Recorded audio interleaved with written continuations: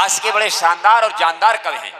वो जिस तेवर के कवि हैं, उन पंक्तियां में उनकी अगवानी पढ़ता हूं। कभी पॉपुलर मेरठी साहब ने कहा कि खुशी की भीड़ में सदमों के गम नहीं मिलते, खुशी की भीड़ में सदमों के गम नहीं मिलते, नए जमाने के नेताओं को गम नहीं मिलते, जिस किसी को मिलना हो तो अभी मिल ले, चुनाव जीतने के बाद हम नहीं मिलते।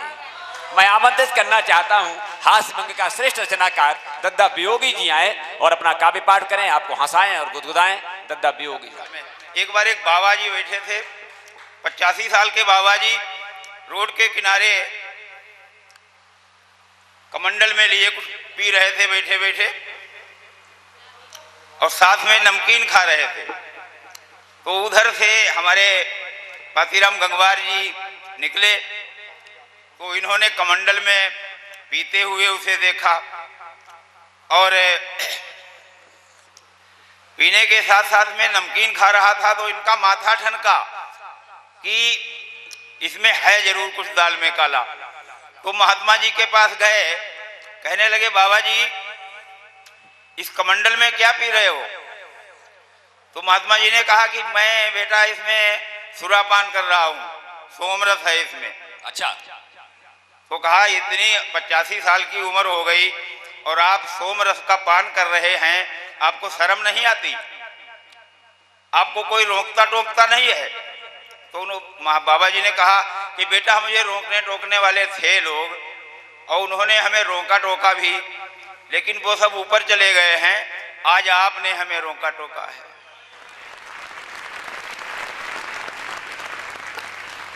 और बड़ी समस्या तो इस समय ये है कि सबसे बड़ी गवर्नमेंट ने जो है कोरोना काल में ये कह दिया कि 2 गज की दूरी और मास्क जरूरी। जी जी। तो एक पटवारी बेचारा बहुत परेशान भागा भागा एसडीएम साहब के पास पहुंचा, कहने लगा साहब हम तो ये बस्ता हमारा जमा कर लीजिए, हम नौकरी नहीं कर पाएंगे, बड़े टेंशन में है। कि क्या टेंशन है, काहे का टेंशन है बताइए? तो ये हम बहुत बड़े टेंशन में है, हमारे बस की बात नहीं है, हम नहीं ये कर पाएंगे। उसने नाप जोख लगाई कि हमारे देश की आबादी 137 करोड़, तो वो बड़ा चक्कर में पड़ गया कि 2 गज दूरी मास्क जरूरी। उसने कहा 2-2 गज की दूरी पर हम हर आदमी को खड़ा करेंगे तो आधी आबादी तो हमारी पाकिस्तान में पहुंच जाएगी, हम साले कहाँ से निकालेंगे इसका, इसलिए हमारा बस्ता जमा कर लीजिए। हमारा अगर कोई मुक्तक भी लिखते हैं, श्रृंगार का भी लिखते हैं, तो भी हास्य में हो जाता है। एक मुक्तक दे रहे हैं कि सत्य का झूठ का सत्य से दमदार पलड़ा हो नहीं सकता। वाह वाह। झूठ का सत्य से दमदार पलड़ा हो नहीं सकता। गधा गंगा नहाए किंतु बछड़ा हो नहीं सकता। झूठ का सत्य से दमदार पलड़ा हो नहीं सकता। गधा गंगा नहाए किंतु बछड़ा हो नहीं सकता। वो करे श्रृंगार 16 नारियों सी हो अदाएं पर। करे श्रृंगार 16 नारियों सी हो अदाएं पर। सृष्टि रचना में भागीदार हिजड़ा हो नहीं सकता। सृष्टि रचना में भागीदार हिजड़ा हो नहीं सकता। क्या बात। देखिए आप लोग बड़े कवि हैं और यहाँ पर कुछ नवोदित कवि हैं, वो बड़े कवि बनना चाहते होंगे। हाँ। तो बड़े कवि बनने के लिए मैं एक फार्मूला बताता हूँ। स्वागत है, बताएं। कि सबसे पहली बात तो यह है कि अगर आपको बड़ा बनना है तो सबसे पहले आप अपनी अपनी पत्नी छोड़ दें। क्योंकि सबसे पहले आप चलिए पीछे से देखिएगा कि जब महात्मा गौतम बुद्ध यशोधरा को सोते हुए रात में वन की तरफ प्रस्थान कर गए तो वो महान बन गए। उसके बाद में कालिदास घर से निकले, पत्नी को छोड़ा तो बहुत बड़े विद्वान हो गए संस्कृत के। तुलसीदास जी घर से निकले। अडवाणी जी बेचारे एक ऐसे हैं जो पत्नी को नहीं छोड़ पाए, इसलिए वो आज तक कुछ भी नहीं बन पाए। तो सबसे पहले अगर आपको बड़ा बनना है तो पत्नी को छोड़ दीजिए। ये वर्षा की ऋतु है, उसमें एक वर्णन किया है किसान का। जब गरीब किसान उसके सारे अरमान अपनी फसल पर होते हैं और आसमयिक वर्षा में जब उसके फसल को नुकसान होता है तब उस पर क्या गुजरती है, इसी के माध्यम से एक लोकगीत प्रस्तुत है आपके सामने। बहुत छोटा लोकगीत है, बड़े आराम से सुनिएगा। स्वागत स्वागत। और अच्छा लगेगा, हमें तो पूरा भरोसा है कि अब की बरखा ने छीने परान सजनी। हाय हाय। अब की बरखा ने छीने परान सजनी, घर मलाई कहाँ से पिशान सजनी। हाय हाय। अब की बरखा ने छीने परान सजनी। चूहा कर रहे दंड बैठकी, भूखन रोमे छोरा। हाँ। चूहा कर रहे दंड बैठकी, भूखन रोमे छोरा। हाँ। वो कैसे इनकी होए पढ़ाई, कैसे इनकी होए पढ़ाई, काको करे निहोरा। कैसे लल्ला बनी अब विद्वान सजनी।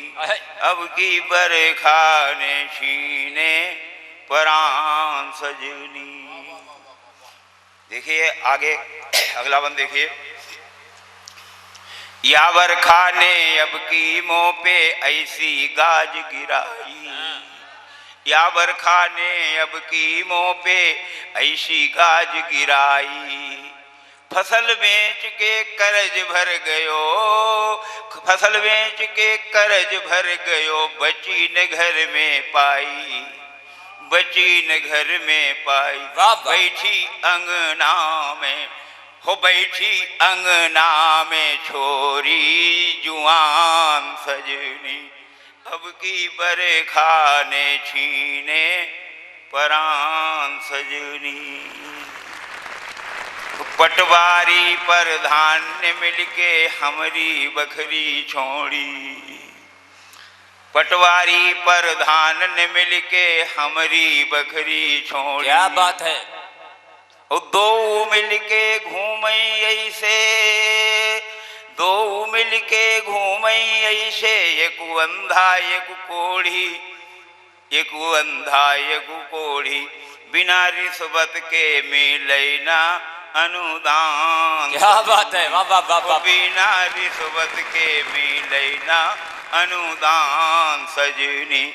अब की बरखा ने छीने परान सजनी। सावन के महीने में धीरे धीरे सावन आ गया। सावन में घर में पत्नी जो है मायके जाने की जिद करती है, किसान के पास कुछ नहीं है। देखिए उसकी भावनाएं चार पंक्तियों के माध्यम से। स्वागत। अंतिम बंद कि पायल कंगन झुमका टिकुली अब की कछु न पई हो। हाँ। पायल कंगन झुमका टिकुली अब की कछु न पई हो।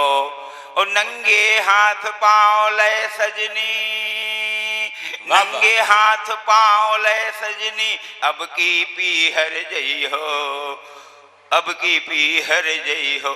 करी हो सावन माह हमका बदनाम सजनी। करी हो सावन में हमका बदनाम सजनी। अब की बरखा ने छीने परान। क्या बात है, क्या बात है वियोग जी। जिंदाबाद जिंदाबाद।